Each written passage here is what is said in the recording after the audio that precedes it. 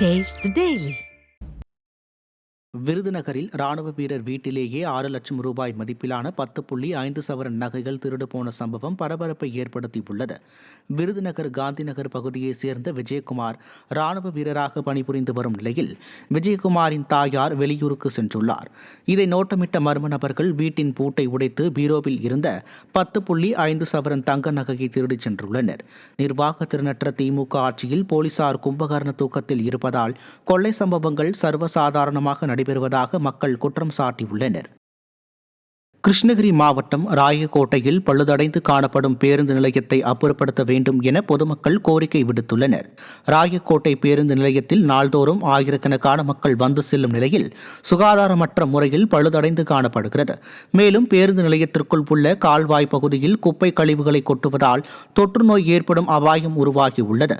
உடனடியாக பழுதடைந்த கட்டிடத்தை அப்புறப்படுத்தவும் பேருந்து நிலையத்தை சுகாதாரமாக மாற்றவும் நடவடிக்கை எடுக்கவும் திறனற்ற ஸ்டாலின் அரசை பொதுமக்கள் வலியுறுத்தியுள்ளனர்.